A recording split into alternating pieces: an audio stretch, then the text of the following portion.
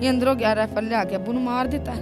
फिर भैन भज के गई भैन नूं मारिया मरे प्यो दे उत्ते गोलियां दरिंदा चलांदा किसे डकिया नहीं टा मार मार के लाश दे उत्ते इन्हां ने बोटियां लाइयां ने सिर दियां जदों मैं आई मेरे प्यो दी वालां दी बोटियां पईयां से सिर पुलिस वाले चुक के लगाए फिर मां भज के गई ते मां नूं मारिया इन्हां ने मेरी मामा राइफल खोंदी रही है मेरे ताए दे बेटे कोल असद बाज कोल पिछों भैन गोलियां मारदी रही तीसरे नंबर वाली वो भी मौके ते फरार हो गई है ਵੱਡਾ ਭੱਜਾ ਮੇਰੇ ਨਾਲ ਦੀ ਗਲੀ 'ਚ ਘਰ ਮੇਰਾ ਭਰਾ ਉਸ ਗਲੀ ਨੂੰ ਭੱਜਾ ਮੱਲੇ ਵਾਲਿਆਂ ਨੂੰ ਛੁਪਾ ਦਿੱਤਾ ਮੇਰੇ ਭਰਾਵਾਂ ਨੇ ਅੱਖਾਂ ਦੇ ਸਾਹਮਣੇ ਕਤਲ ਹੁੰਦੇ ਵੇਖੇ ਨੇ ਅੱਜ ਪੁਲਿਸ ਵਾਲੇ ਉਹਨਾਂ ਨੂੰ ਆਂਦੇ ਨੇ ਚੁੱਪ ਕਰ ਦਿਓ ਚੁੱਪ ਕਰ ਕਿਵੇਂ ਚੁੱਪ ਕਰਨ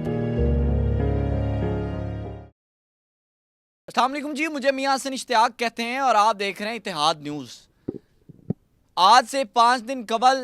सगा भतीजा अपने चचा चची और अपनी कज़न को कत्ल कर देता है सिर्फ छोटी सी बात पर। चाचा कहते हैं कि मेरी गली है, मेरा ही जायदाद है, आपने यहाँ से ऊंचा नहीं करना, लेकिन भतीजा खारबाजी में कहता है मैं ऊंचा करूँगा।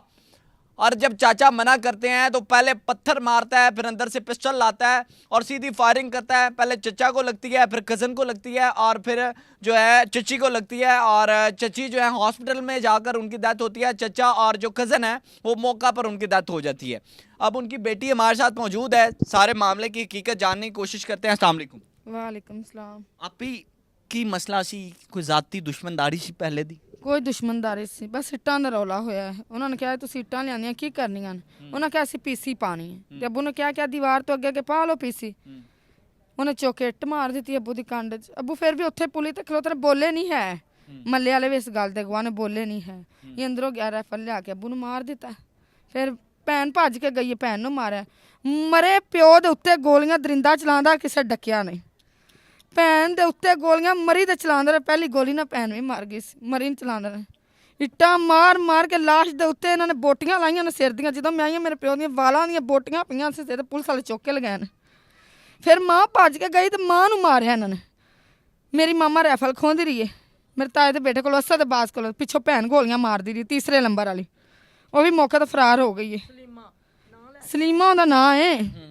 ਉਹ ਵੀ ਮੌਕੇ ਤੋਂ ਫਰਾਰ ਹੋ ਗਈ ਹੈ ਅੱਛਾ ਭੈਣ ਵੀ ਭਰਾ ਵੀ ਕੀ ਕਜ਼ਨਾਂ ਦੇ ਨਾਲ ਤੇ ਬੜੇ ਅੱਛੇ ਤਾਲੁਕਾਤ ਹੁੰਦੇ ਨੇ ਉਹ ਕਜ਼ਨਾਂ ਨਹੀਂ ਤੁਹਾਡੇ ਉੱਤੇ ਹੀ ਸਿੱਧੀ ਤੋਂ ਲੈ ਕੇ ਭਾਈ ਸਾਡੇ ਨਾਲ ਨਿਸਨ ਬੋਲਦੀਆਂ ਅਸੀਂ ਮਾੜੇ ਸਾਂ ਗਰੀਬ ਸਾਂ ਉਹਨਾਂ ਦੇ ਉੱਚੇ ਉੱਚੇ ਯਾਰ ਬੇਲੀ ਸਨ ਆਉਂਦੇ ਜਾਂਦੇ ਸਨ ਅਸੀਂ ਵੇਂਦੇ ਸਾਂ ਉਹਨਾਂ ਨੂੰ ਇਹ ਵੀ ਬੁਰਾ ਲੱਗਦਾ ਸੀ ਕਿ ਵੇਂਦੇ ਕਿਉਂ ਨੇ ਅਸੀਂ ਰਾਤਾਂ ਨੂੰ ਆਈਏ ਅਸੀਂ ਸਵੇਰ ਆਈਏ ਸਾਨੂੰ ਕੋਈ ਡੱਕੇ ਨਾ ਇੱਕ ਰਾਜੀਆਂ ਦਾ ਸਾਈ ਹੈ ਵਸੀ ਬਰਾਦਰੀ ਹੈ ਉਹ ਇਹਨਾਂ ਦੇ ਘਰੋਂ ਆਇਆ ਮੌਕੇ ਤੋਂ ਫੜੀਚਾ ਮੇਰੇ ਅੱਬੂ ਨੇ ਖੁਦ ਫੜਾਇਆ ਹੈ ਉਹ ਐਸੀ ਗੱਲ ਦੀ ਖਾਰਬਾਜ਼ੀ ਹੋ ਇਸ ਗੱਲ ਤੋਂ ਖਾਰ 15-20 ਦਿਨ ਪੈਣ ਪਿੱਛੋਂ ਕਤਲ ਕਰ ਦਿੱਤੇ ਨੇ ਬਸ ਹੁਣ ਇੱਕ ਹੀ ਰਿਕਵੈਸਟ ਹੈ ਕਿ ਮੇਰੇ 'ਚ ਤਾਂ ਹਿੰਮਤ ਨਹੀਂ ਬੋਲਣ ਦੀ ਮਰੀਮ ਨਵਾਜ਼ ਸਾਹਿਬ ਆਏ ਸਾਨੂੰ ਇਨਸਾਫ ਲੈ ਕੇ ਦੇਵੇ ਬਸ ਪੁਲਿਸ ਕੀ ਕਹਿੰਦੀ ਪਈ ਹੈ ਪੁਲਿਸ ਕੁਛ ਨਹੀਂ ਕਹਿੰਦੀ ਪੁਲਿਸ ਆਂਦੀ ਕਿ ਜੇ ਤੁਸੀਂ ਤੰਗ ਕਰੋਗੇ ਤਾਂ ਅਸੀਂ ਇਹਨਾਂ ਨੂੰ ਛੱਡ ਦਿਆਂਗੇ ਕੀ ਕਰ ਲਓਗੇ ਫਿਰ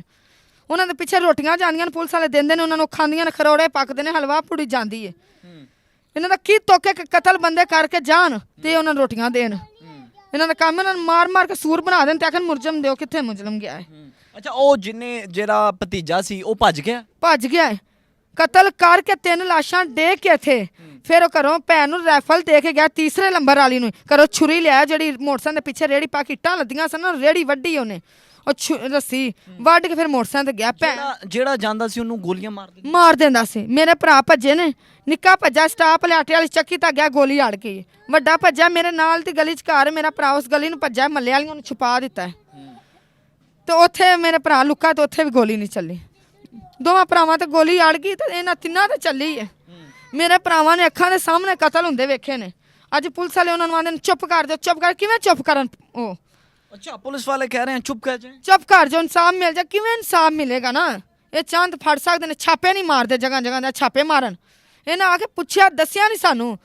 ਕੀ ਹੋਇਆ ਕੀ ਨਹੀਂ ਕਤਲ ਹੋਏ ਪਏ 1.5 ਘੰਟੇ ਬਾਅਦ ਆਏ ਨੇ ਜਿਹਨੇ ਤੁਹਾਨੂੰ ਖੂਨ ਜੰਮ ਗਿਆ ਲਾਸ਼ਾਂ ਅਕੜ ਗਈਆਂ ਨੇ ਤੇ ਫਿਰ ਆਏ ਨੇ 1.5 ਘੰਟੇ ਬਾਅਦ ਆਏ ਨੇ ਮੇਰੇ ਕੋਲੋਂ 3 ਭੈਣਾਂ ਮੇਰੇ ਤਾਏ ਦੇ 3 ਬੇਟੀਆਂ ਇੱਕ ਮੇਰੇ ਤਾਏ ਦੀ ਬੀਵੀ ਉਹਨੂੰ ਸ਼ਨਾਜ਼ ਨੂੰ ਲੈ ਕੇ ਕਹਿੰਦੇ ਮੈਂ ਫੜਿਆ ਉਹਨਾਂ ਨੂੰ ਤੇ ਇਹਨਾਂ ਮੇਰੀਆਂ ਬਾਹਾਂ ਮਰੋੜ ਦਿੱਤੀਆਂ ਨੇ ਮਰੋੜ ਕੇ ਇਹਨਾਂ ਕਿਹਾ ਪਿੱਛੇ ਹੋ ਮੇਰੇ ਮੋਬਾਈਲ ਵੀਡੀਓ ਲਾਓ ਨਾਲ ਲਾਓ ਸੋਸ਼ਲ ਮੀਡੀਆ ਤੇ ਦਿਓ ਵੇਖੋ ਟੈਕਸੀਆਂ ਕਿਵੇਂ ਬੈਗ ਪਾ ਕੇ ਜਾਂਦੀਆਂ ਨੇ ਬੰਦੇ ਕਤਲ ਕਰਕੇ ਪੀਲੇ ਰੰਗ ਦੇ ਬੈਗ ਪਾ ਕੇ ਗਈਆਂ ਨੇ ਕਿਵੇਂ ਬਰਦਾਸ਼ਤ ਕਰਾਂ 3 ਲਾਸ਼ਾਂ ਮੈਂ ਟੋਰੀਆਂ ਨੇ ਮੈਂ ਤਾਂ ਮਰ ਗਈ ਥਾਂ ਤੇ ਮੇਰੇ 2 ਬੱਚੇ ਨੇ ਨਿੱਕੇ ਨਿੱਕੇ ਮੈਂ ਉਹਨਾਂ ਨੂੰ ਸੰਭਾਲਾਂਗੀ ਭਰਾਵਾਂ ਨੂੰ ਸੰਭਾਲਾਂਗੀ ਮਿੱਟਰ ਜੀ 3 ਭਰਾ ਨੇ अगर धमकी दे के गया जाता कि तुहानू मार के पेश हो जाएगा मेरा की कर लोगे अच्छा अभी वो फरार नाज़रीन मैं आपको यहाँ थोड़ा बताता चलूँ अभी वो भागा इस वजह से हुआ उसने कहा मैं पेश तो होऊंगा लेकिन ये जो बाकी 2-3 रह गए हैं इन्हें भी मार कर आप देखें कि किस तरह की बेहिसी है।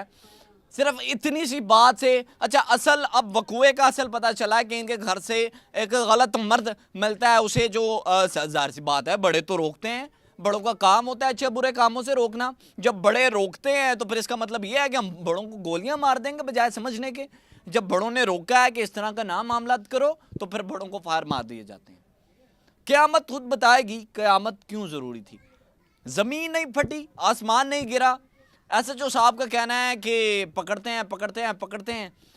कब पकड़े जाएंगे? जब ये तीनों को भी, चारों को, जो बाकी बची है फैमिली, उन्हें भी गोलियां लग जाएंगी। एसएचओ ਨੂੰ ਅਸੀਂ ਕਿਹਾ ਕਿ ਸਾਡੀ ਆ 3 ਮਰਲਿਆ 1.5 ਮਰਲਾ 2 ਮਰਲੇ ਅਸੀਂ ਵੇਚ ਕੇ ਦੇਣੇ ਉੱਤੇ ਲਾ ਦਿਓ, ਅਸੀਂ ਝੁੱਗੀ ਪਾ ਲੈਣੇ ਆ। ਫਿਰ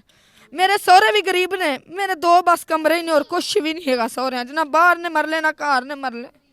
ਨਾ ਪੇਕਿਆਂ ਦੇ ਬਾਹਰ ਮਰਲੇ ਨੇ ਜਿਹੜੇ ਅੱਜ ਵੇਚ ਕੇ ਮੈਂ ਲਾਵਾਂ। ਮੈਂ ਬਿਲਕੁਲ ਗਰੀਬ ਆ ਸੀ। ਸਾਨੂੰ ਮਰੀਮ ਨਵਾਜ਼ ਸਾਹਿਬ ਆ ਗਏ, ਅਪੀਲ ਹੈ ਕਿ ਸਾਨੂੰ ਇਨਸਾਫ ਦੇ, ਸੀਸੀਡੀ ਨੂੰ ਕੱਲੇ ਤੇ ਸਾਡੇ ਸਾਹਮਣੇ ਮਾਰੇ ਉਹਨਾਂ ਨੂੰ। बस ये साड़ी अपील है। मुझे बताएं आहर पर क्या लगता है अब किधर गया होगा? पता नहीं भाई कितने गया, सानू कोई पता नहीं। राजियां रूट ते दौड़ के गया हो, मोटरसाइकिल ते फरार होया। हुण इस टाइम जेड़ी पुलिस दे हिरासत च कौन है? 3 भैणां ने, एक मां है, 2 वड्डियां भैणां ने, एक सारियां तो निक्की भैन है 5वें नंबर वाली। सदफ, नईम और जो इर्जमन है वो पकड़ी हुई है और शनाज मेरी ताई खुद पकड़ी हुई है। चलें जी, मैं यही कहना चाहूँगा मरियम नवाज साहिबा से कि आप तो बड़ा प्यार करती हैं बेटियों से, तो आज ये बेटी की भी आपके आगे अपील है कि कहती हैं बड़े सिवाय मीडिया के अभी तक कोई नहीं आया, और मीडिया आता है इंटरव्यू लेकर चले जाता है, हमारी सुनी नहीं जा रही, शायद हम लोग गरीब हैं। तो ये बात मेरे दिल को लगी है। अब इंशाल्लाह आप लोग मिलकर इन्हें इंसाफ दिलवाइएगा। अपने मेज़बान मियाँ हसन इश्तियाक को दीजिए इजाज़त। अल्लाह ने के बाद।